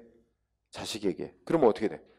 그 상속된 재산도 압류한 거로 인정한다는 뜻이 9번입니다. 그냥 넘어가시고. 자, 한편 11번 어떻게 할까요? 응? 10번 압류 즉시 해제해야 된다 이렇게 있죠? 이것도 외우지 말고요. 그럼 압류를 했는데 예를 들어 생각해 보세요. 압류를 했는데 이 사람 세금을 갖다 냈어요. 어디서 동구에서 세금을 냈어. 그럼 어떻게 해야 될까요? 압류를 바로 풀어줘야지. 그런 뜻이에요. 거기 박스 안에 납부 상대방이 냈다든지 뭐 등등 하면 어떻게 돼? 압류를 즉시 해줘야 된다. 그 다음에 그 아래 11번 그러면 또 세무서장은 이때는 반드시 해주는 건 아니지만 압류를 해제해 줄 수 있다. 이렇게 돼 있는 거 아닙니까? 그죠? 그런 사유들이 생기면 그래서 큰 틀에서 법이 정한 일정한 사유 생기면 압류를 해제해 줘야 되고 또 경우에 따라서는 압류를 해제해 줄 수도 있고 안 해줄 수 있는 사유들이 있다. 자, 다음 페이지 판례를 보실까요? 자, 그 밑에 판례 보시면 1번 판례 공부하세요. 아까 압류할 수 있는 재산은 누구 재산만 압류할 수 있게 돼 있다 그랬어요? 의무자 소유 재산만. 응? 따라서 두 번째 줄 첫째 줄 끝에 누구 재산으로 압류했대요? 납세 의무자가 아닌 다른 사람 재산. 납세자 아닌, 즉 납세 의무자 재산 아닌 3자 다른 사람 재산 압류했다면 그런 압류할 수 없는, 법적으로 압류 불가능할 수 없는 재산을 압류한 게 되니까 그 압류 조치는 뭐라고요? 무효다. 이거 시험에 꼭 나오니까. 그 다음에 2번도 또 중요. 자, 첫째 끝에 재산을 압류했어요, 세무공무원이. 근데 예를 들어 이렇게 했다는 거죠. 이 사람이 예를 들어 1,000만 원의 세금을 안 내고 있어. 응? 근데 뭐 했어요? 예, 2억 원짜리 그림을 압류했어. 그 사람 집에 걸려있던 2억짜리 그림을 압류했어. 그러면 너무 가격 차이가 많이 나지 않나요? 세금 1,000만 원 징수하려고 너무 가격 차이가 많이 나는 2억 원짜리 그림을 압류했다. 그럼 어떻게 될까요? 그게 이제 경우에 따라 달라질 수 있어요. 원래 법 규정에 보면 충분히 1,000만 원 세금 안 내고 있는데 그 사람 차 있어. 차 한 팔면, 압류해서 팔면 한 3,000만 원 건질 수 있는 재산이야. 그럼 그 정도 되는 재산인데 2억짜리 그림 압류했다면 필요 이상의 과도 압류가 된 거예요. 그러면 그건 위법입니다. 하지만 아니 다른 재산이 없는 거라, 응? 그것밖에 없어. 감당하는 재산이 1,000만 원 세금 안 내고 있는데 딱 하니 방구석에 방에 걸려있는 2억짜리 그림 감당하는 거 그거 하나밖에 없어. 그럼 그거 압류할 수밖에 없는 거죠. 그럼 가격 차이가 많이 난다는 이유만으로 그 압류 조치를 위법이라고 하기는 어렵겠죠. 응? 그런 점을 감안하면 2번.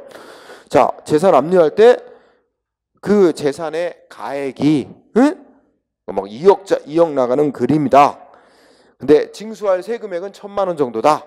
라고 해서 그걸 초과한다고 해서 그 압류 조치를 당연히 무효인 거라고 볼 수는 없다. 그건 따져봐야 된다. 응?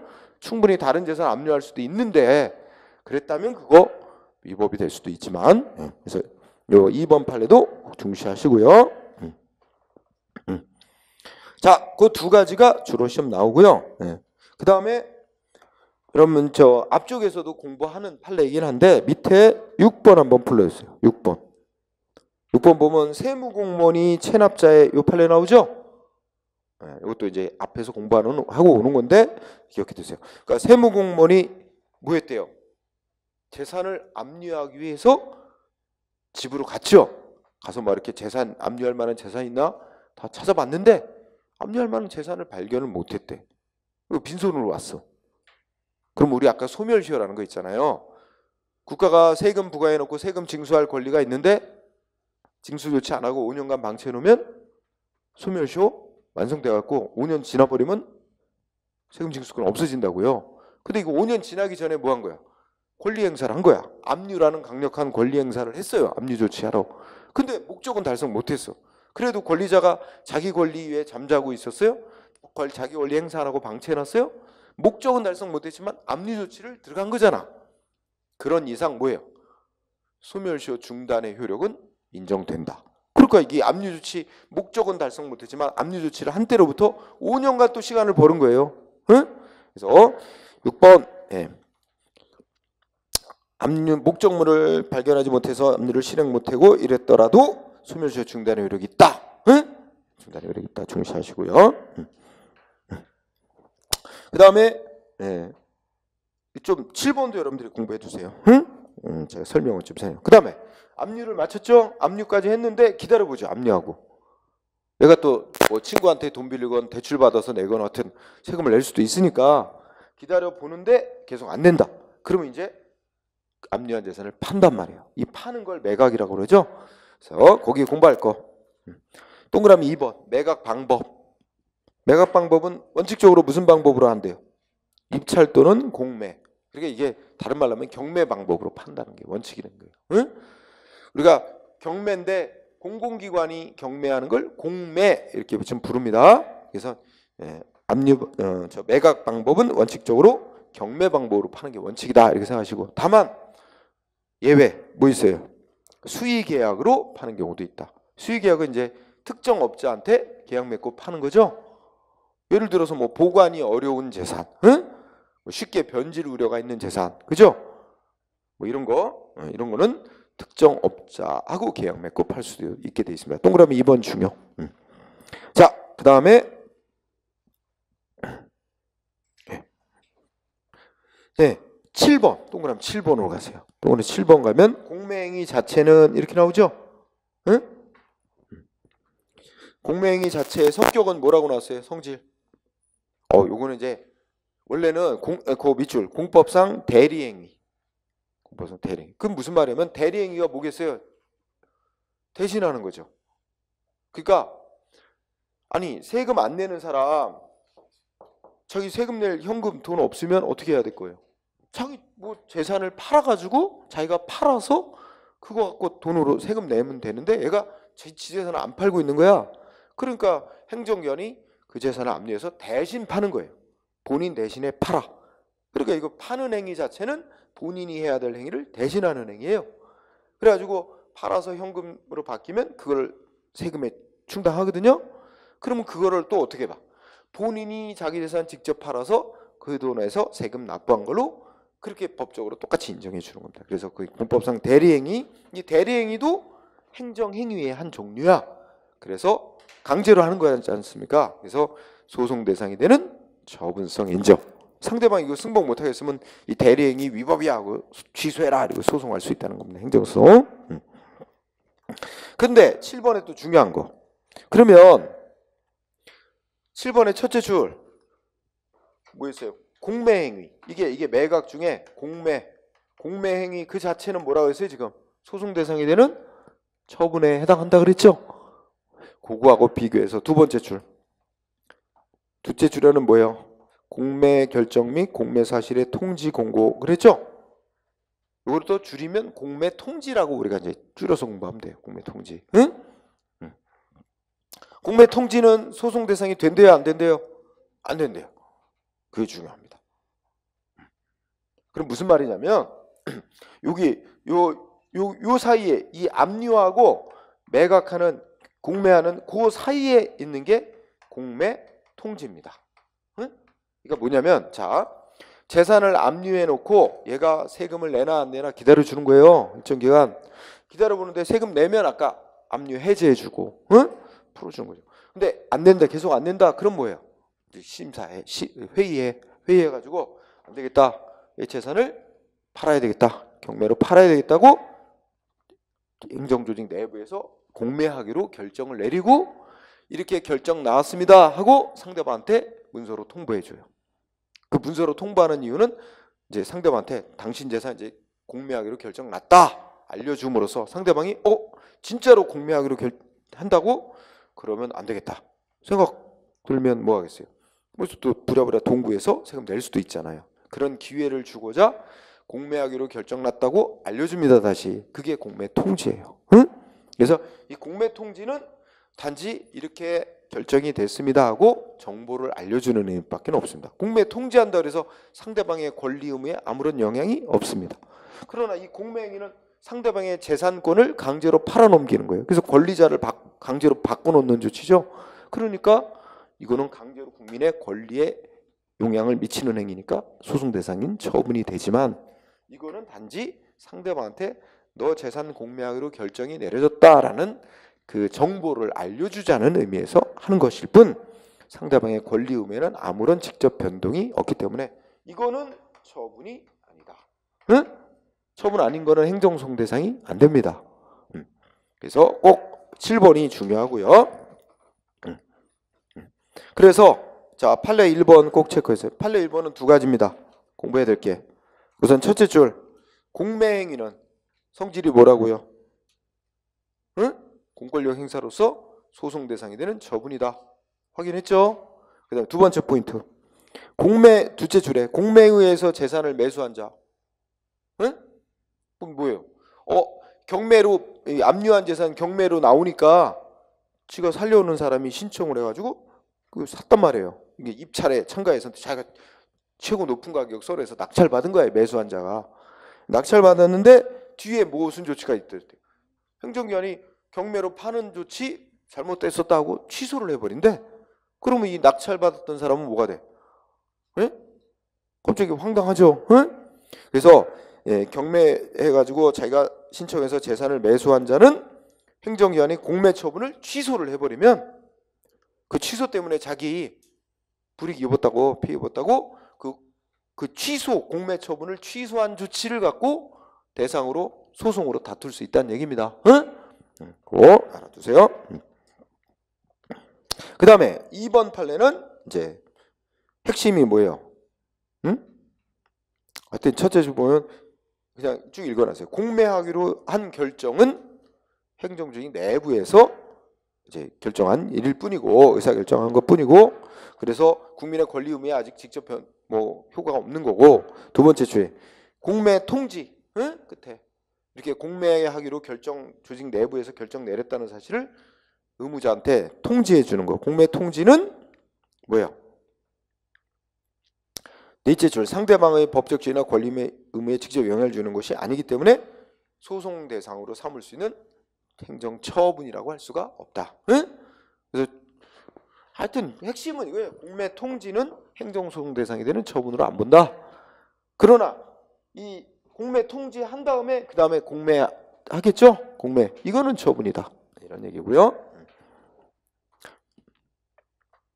그래서 3번 판례도 마찬가지 똑같은 얘기고요. 그 다음에 4번 판례 중요합니다.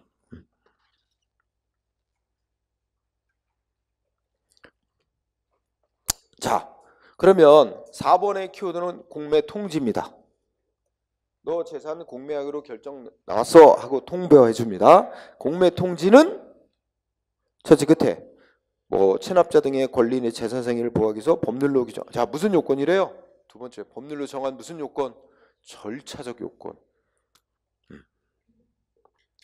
그러니까 공매 통지는 법이 정한 절차적 요건이란 말이에요. 뭐 하기 위해서? 공매 조치를 하기 위해서는 반드시 그 이전에 뭐야? 공매 통지라는 절차를 거치게 돼 있다는 뜻이죠. 응? 법이 정한 절차 요건. 따라서 이제 자연스럽게 두째 끝에 행정기관이 최종 강제로 이제 재산 파는 공매 처분을 하면서 뭘 안 해줬대요? 의무자한테 공매 통지를 안 했다든지 했더라도 제대로 안 해줬다면, 응? 그러면 결국은 어떻게 돼? 이 공매 처분이 제대로 법적 절차를 안 거치고 한 행위가 돼서 절차상의 하자가 있는 행위에 대해서 공매 처분은 위법이 된다. 응? 그죠? 요거 공부, 그죠?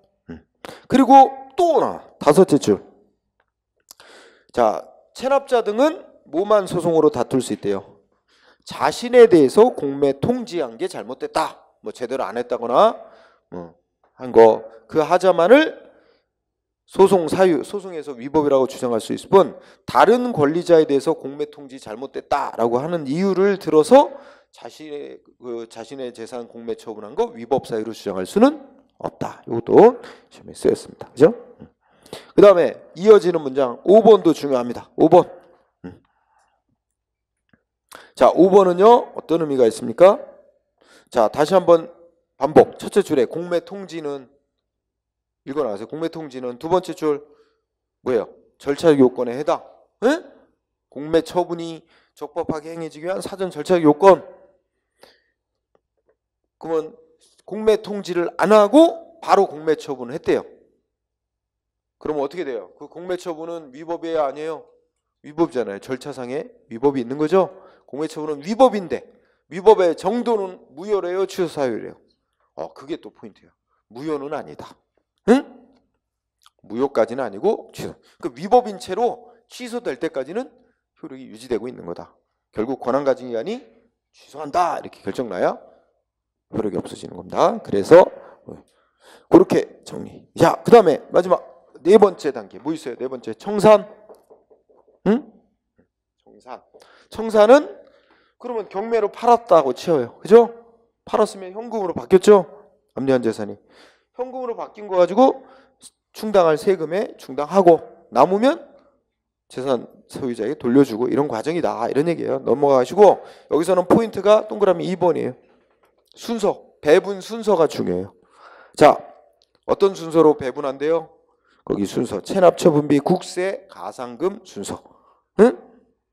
그러니까 자, 어떤 사람한테 세금을 1,000만 원 부과했어. 응? 그런데 계속 안 내니까 독촉하고 재산을 압류해서 경매로 물건 팔았어요. 팔았더니 얼마 나왔느냐? 2천만 원 나왔대. 그 경매로 판 대금이 2천만 원. 그럼 2천만 원에서 뭐부터 빼? 체납처분비. 체납처분비가 바로 재산 압류하고 경매하는 데 들어간 비용 있잖아요. 응? 압류 경매. 이거 압류 경매하는 거 다 공고 내고 신문에도 공고 내고 막 한단 말이에요. 다. 그런 거 비용 있죠. 그래서 압류 경매 비용, 체납처분비를 먼저 빼는 거예요. 이거 뭐 가정을 해봅시다. 체납처분비가 뭐야? 뭐 500만 원이다. 응? 500만 원 먼저 빼는 거야. 응? 그러면 이거 빼서 그럼 1,500만 원 남았죠? 여기 그 다음에 1,500만 원 내서 그 다음에 뭐예요? 원래 받을 세금 빼는 거예요. 국세. 응? 그러면 이제 1,000만 원 빼겠죠? 그럼 나머지 500만 원 남겠죠? 여기서 그 동안에 뭐 했어요? 독촉할 때 연체이자 붙인단 말이에요. 그 동안에 안 냈기 때문에 연체이자 있지? 연체이자가 가산금이에요. 가산금. 응? 그렇게 순서로 뺀다는 얘기죠. 이거 지금 이 경우는 연체이자를 만약에 아까 500만 원 남았었는데 연체이자 200만 원이다. 그러면 뭐 넉넉하죠. 그러면 나머지 300만 원 남았어. 그죠? 300만 원 남은 거는 이거 어떻게 할까? 이 사람이 뭐 또 안 낸 게 뭐 있나 다 찾아보고 또 안 낸 게 있으면 거기다 충당. 근데 이제 다른 거 더 내야 될 건 없다. 그러면 이건 이 재산은 그 원래 재산 소유자한테 돌려줘야죠. 응? 300만 원 이렇게 하는 거. 근데 이 모자랄 때는 이게 의미가 있습니다. 압류한 재산 팔았는데 뭐 1,500만 원밖에 안 나왔다. 이렇게 되면 이제 이 순서 빼는 순서에 따라서 국가가 거둘 세금을 국세 본래 받을 국세만큼도 못 거둘 수가 있잖아요. 그러면 이제 국가가 세금 징수하는데 통계 낼 때 국가가 세금을 충분히 다 거뒀느냐 못 거뒀느냐 막 이런 거에 대한 순서가 이제 그 통계에 영향을 미치긴 하죠. 어쨌든 그 순서 외려두시고 자 쌍가루 5번은 큰 의미는 없고요. 예, 동그라미 1번은 읽어보면 뭐래요? 아니 딱 이 사람이 세금을 안 내고 있는데 딱 언뜻 보게도 이 사람 세금을 안 내고 있는데 기초생활수급자야. 압류해봐야 뭐 재산 이거 체납처분비 그러니까 압류 경매 비용 충당하고도 남는 돈도 없겠다. 그러면 뭐하러 이 압류 경매를 실시합니까? 그럴 때는 중단한다는 얘기죠. 하지 말아야 된다. 응? 그런 얘기고요. 그 다음에 동그라미 2번은 일시적으로 세금을 못 내는 경우가 있어요. 갑자기 뭐 경기 불황 어려워져가지고 그죠? 그래서 평상시에 성실한 납세자였는데 일시적으로 이번에만 제때 못 낸다.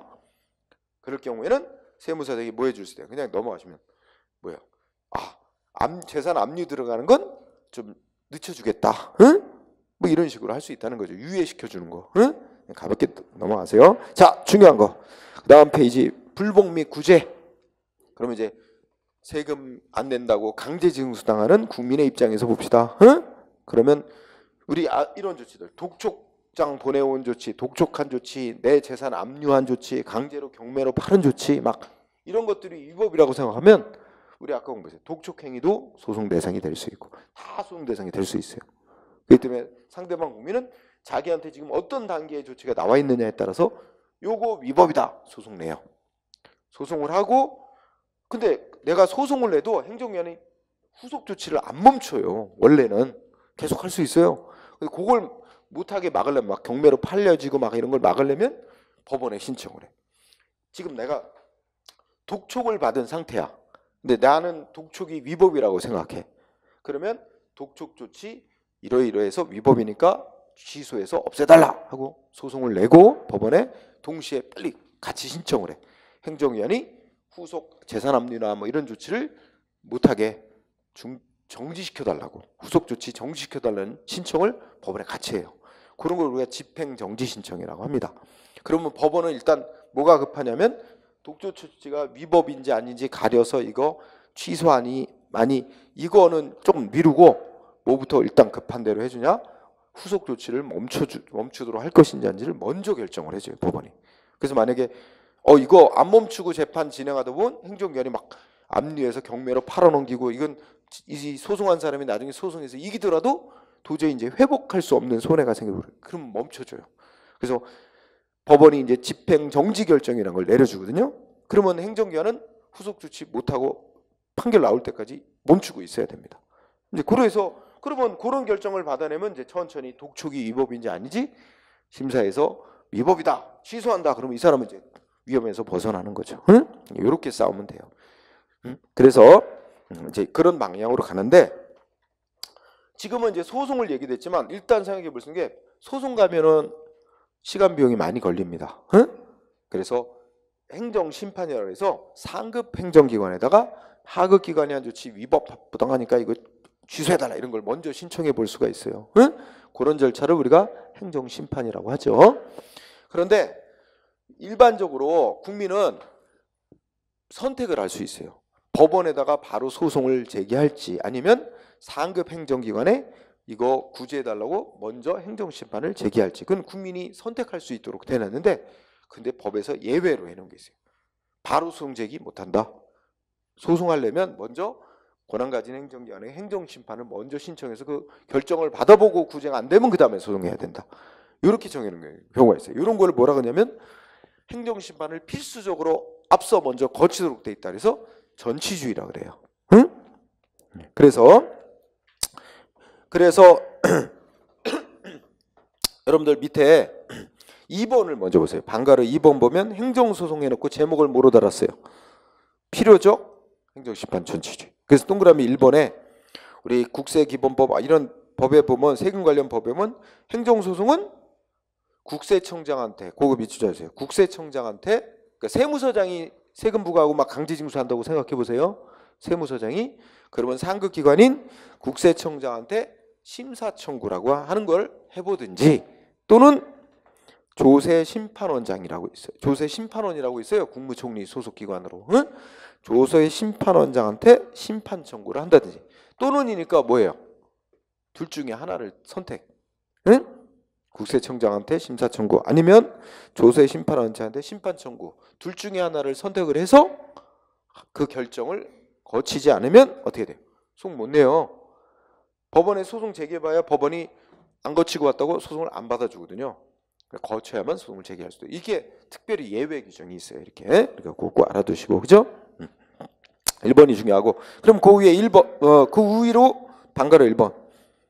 자 여기도 방가르 1번 전체적으로 여러분들이 꼭 읽어두시되 동그라미 2번을 보면 세무서장이 뭔가 세금 부과 및 이렇게 강제징수 조치 들어오면 여기 대해서 뭐 할 수 있어요? 그 세금을 부과한 세무서장에게 이의신청이라는 걸 해볼 수 있습니다. 원래 이의신청이라는 게 자기한테 뭐예요? 불이익조치라는 행정기관한테 불이익조치라는 해당 행정기관에게 다시 심사해달라고 신청하는 게 이의신청입니다. 반면에 행정심판이라는 건 그보다 상급 기관에게 재심사해달라고 신청하는 게 행정심판이고요. 응? 그러면 세금을 세무서장이 부과했으면 세무서장한테 이의신청을 한번 해볼. 근데 이의신청 꼭 해야 돼요? 이거는 이제 해볼 수 있도록 된 거예요. 그러니까 국민의 입장에서는 꼭 해야 되는 건 아니죠. 그래서 필수는 아니에요. 이의신청은. 응? 다만 이의신청을 해볼 수도 있고 이의신청을 해봤는데 안 들어준다? 그러면 뭐 할 수 있어요? 그 다음에 응? 아까 말한 대로 국세청장한테 심사청구를 해보든지 또는 조세심판원장에게 심판청구를 해볼 수 있습니다. 응? 이 경우에 국세청장한테 심사청구도 하고 조세심판원장에게 심판청구도 하고 중복해서는 못해요. 둘 중에 하나만 택해서 하게 돼 있어요. 그러면 결국 자, 이 강제징수를 예를 들어서 여기 뭐 인천이라고 했죠. 인천 세무서장으로부터 뭐 세금 부과 및 강제징수를 당하는 사람이 있으면 어떤 경로를 거쳐서 이거에 대해서 다툴 수가 있습니까? 세무서장한테 이의 신청할까 말까? 이거 선택. 응?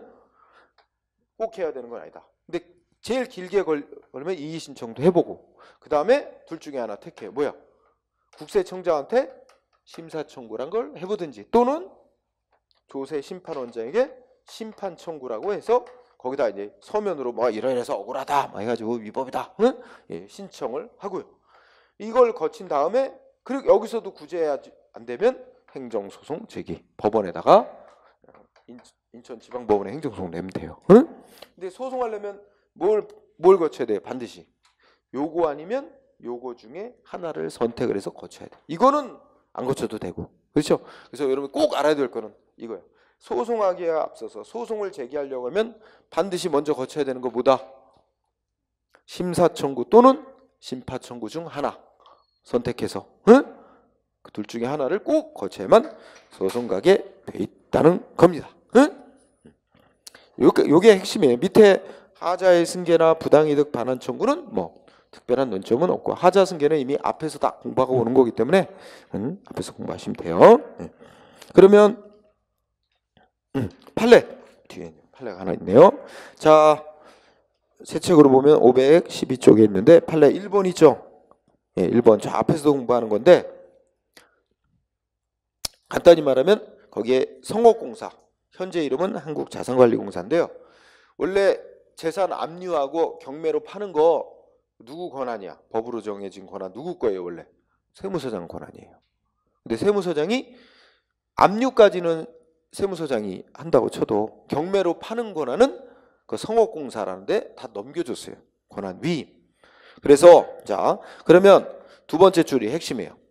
그 성업공사, 지금은 한국자산관리공사가 경매로 팔았어요. 공매처분. 성업공사가 한 공매처분.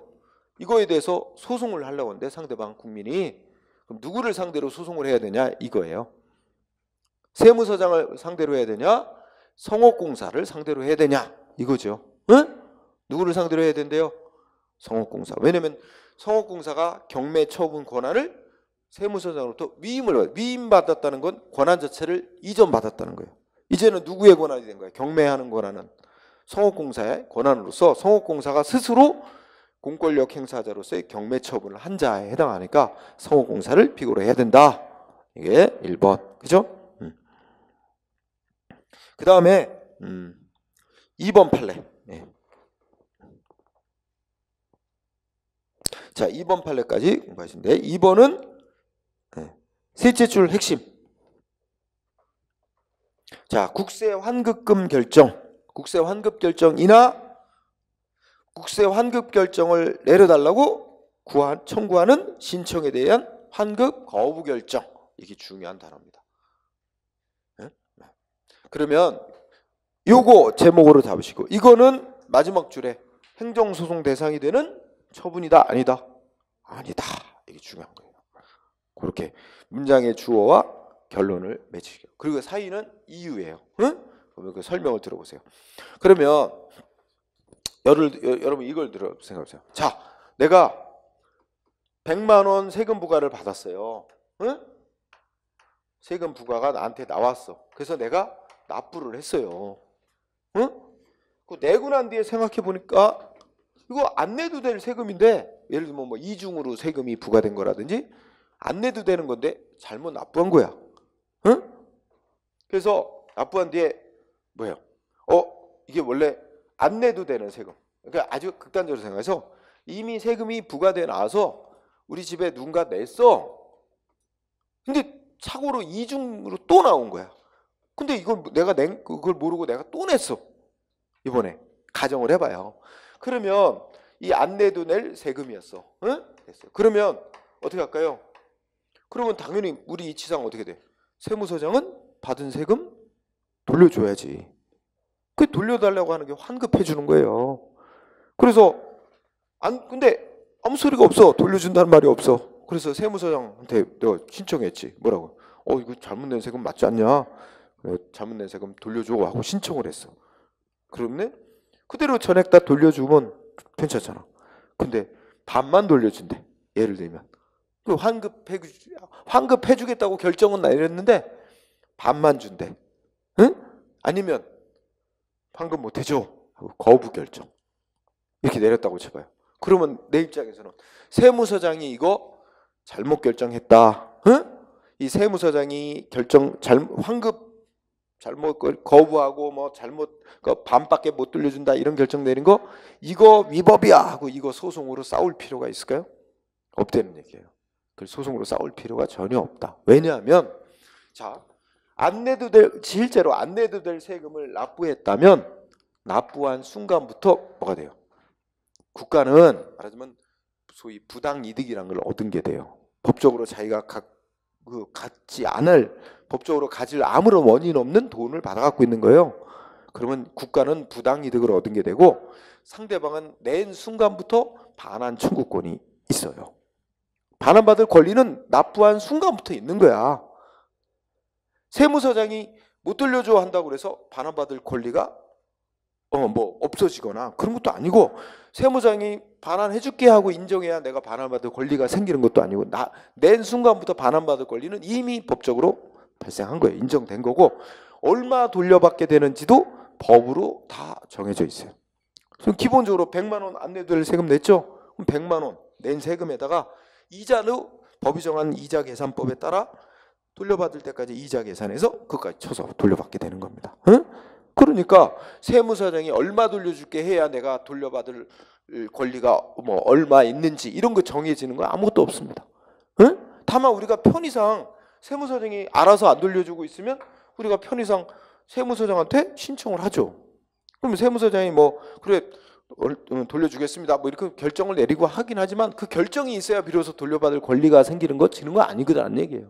그러니까 그래서 다시 읽어보시면 세무서장이 환급 결정을 내려주거나 환급 거부 결정 내려준다 뭐 이런 거에 의해서 세금 내는 의무자의 환급 청구권이 비로소 생기고 뭐 안 생기고 이런 게 아니고 또 환급받을 권리의 범위에 아무런 영향을 주는 게 없다는 거죠. 응?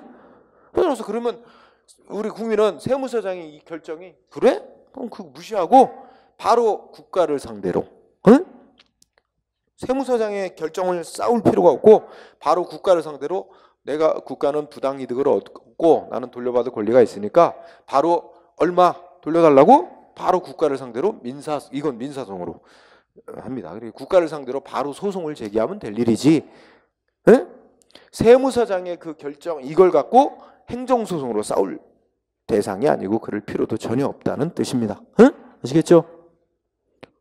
에? 잘 공부해둬야 돼요. 중요한 판례. 예, 거기까지 하시고 쉬는 시간을 갖고 진행하도록 하겠습니다. 자.